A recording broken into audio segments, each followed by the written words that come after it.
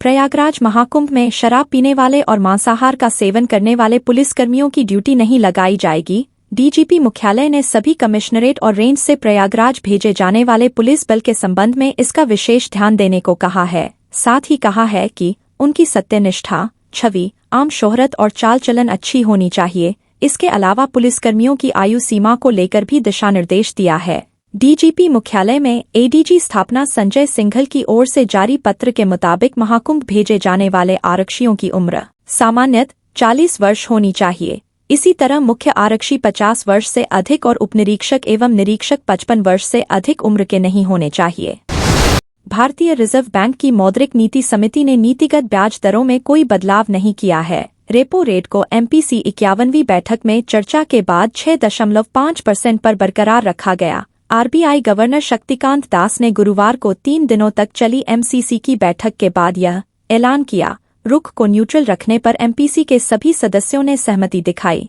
केंद्रीय बैंक के गवर्नर के अनुसार RBI ने चालू वित्त वर्ष के लिए विकास अनुमान को 7.2% पर अपरिवर्तित रखा। RBI गवर्नर शक्तिकांत दास ने कहा कि लचीले मौद्रिक नीति ढांचे ने 8 साल पूरे कर लिए हैं। यह एक प्रमुख संरचनात्मक सुधार है।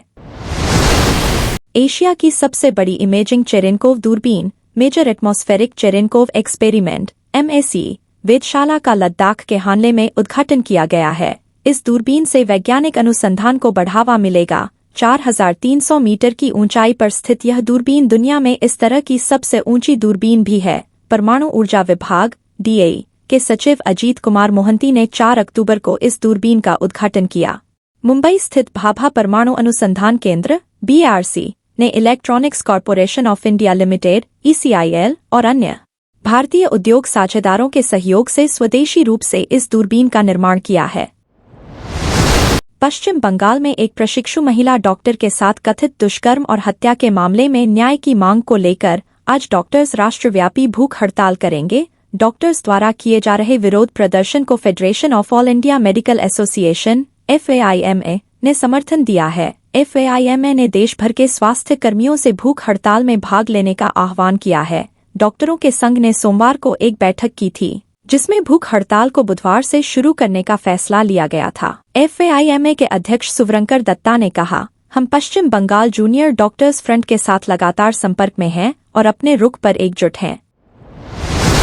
प्रधानमंत्री नरेंद्र मोदी बुधवार को वीडियो कॉन्फ्रेंस के जरिए महाराष्ट्र में 7,600 करोड़ की विभिन्न विकास परियोजनाओं की आधारशिला रखेंगे। इसमें नागपुर में करीब 7,000 करोड़ की डॉक्टर बाबा साहेब आम्बेडकर हवाई अड्डे के उन्नयन की आधारशिला भी रखेंगे। प्रधानमंत्री कार्यालय से जारी बयान के मुताबिक हवाई अड्डे का उन्नयन विनिर्माण, विमानन, पर्यटन, लॉजिस्टिक्स और स्वास्थ्य सेवा सहित कई क्षेत्रों में विकास को बढ़ावा देने का काम करेगा, जिससे नागपुर और विदर्भ क्षेत्र लाभान्वित होगा। PM शिरडी हवाई अड्डे पर 645 करोड़ से बनने वाले नए एकीकृत टर्मिनल भवन की आधारशिला भी रखेंगे।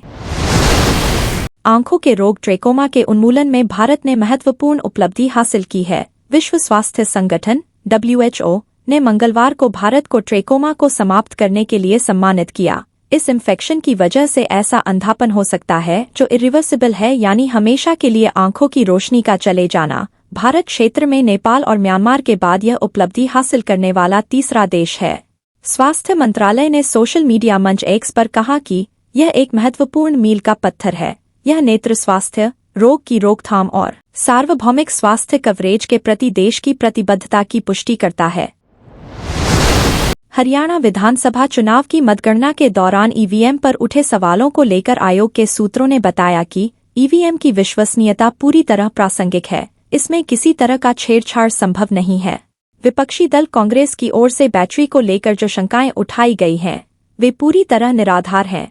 EVM में अल्कालाइन बैटरी होती है जो खुद चार्ज होती है। चुनाव आयोग के सूत्रों ने कांग्रेस नेताओं के उन दावों का जवाब दिया जिसमें कहा गया था कि हिसार, महेंद्रगढ़ और पानीपत से शिकायतें मिली हैं कि 99% बैटरी वाली EVM पर भाजपा जीती, जबकि 60 से 70% बैटरी वाली मशीनों पर कांग्रेस जीती।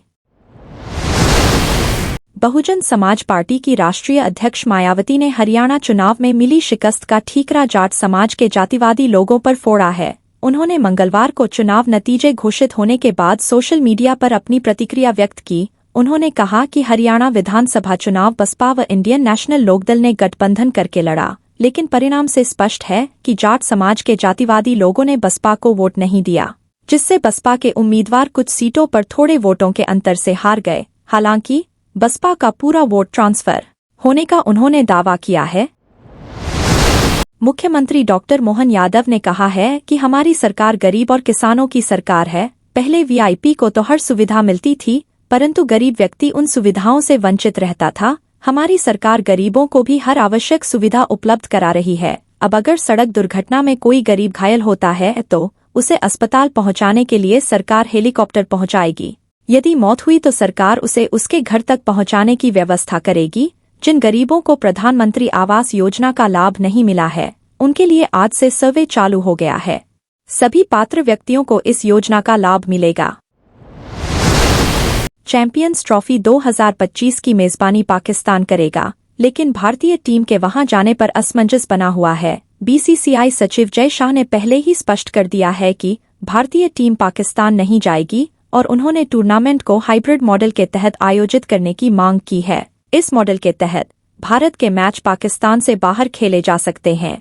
टेलीग्राफ यूके की रिपोर्ट के अनुसार अगर भारतीय टीम टूर्नामेंट के फाइनल तक पहुंचती है तो फाइनल मैच भी पाकिस्तान के बाहर आयोजित हो सकता है। टूर्नामेंट के आयोजन को लेकर दोनों देशों के बीच अब भी चर्चा जारी है।